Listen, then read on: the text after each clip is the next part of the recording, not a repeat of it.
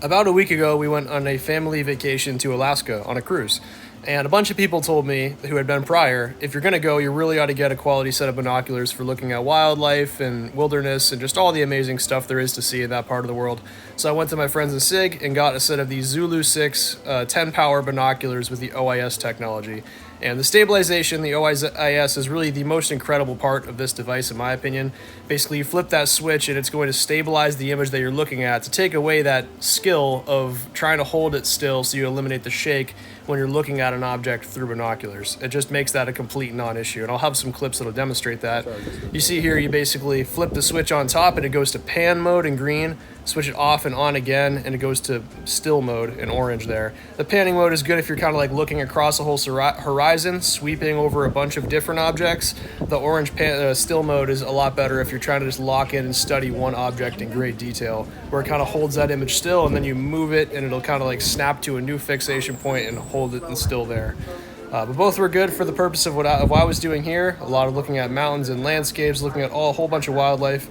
And so I'll just stop talking and let you guys look at some of the stuff I was able to collect using the device.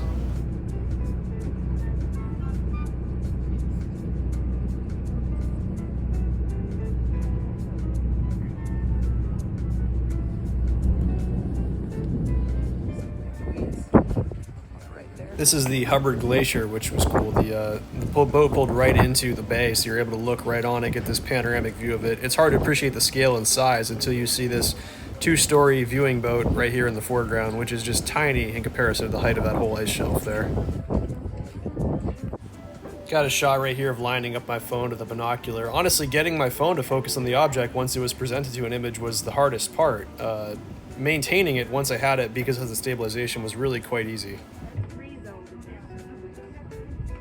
Apparently they call this logging when they just sit still on the surface because they look like logs. Stabilization off. Very hard to move. Stabilization on.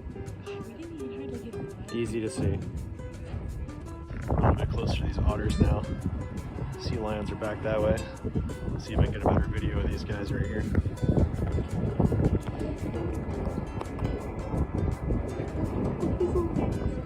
And stabilization on. It's so awesome. Their little tails all floppy. Other group is over here. A couple more. And a couple more. Stabilization off. Look like, oh boy, stabilization off. A little shaky, on, totally stable.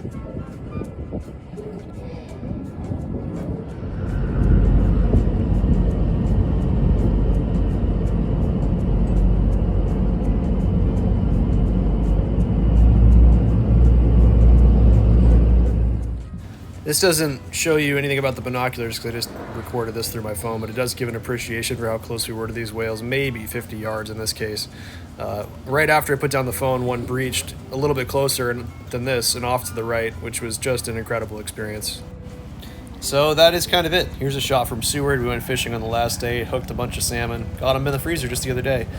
But it was a really cool experience. If you got any questions about the SIG binoculars or about the trip or just want to chat about stuff, just shoot me a message. Thanks for watching.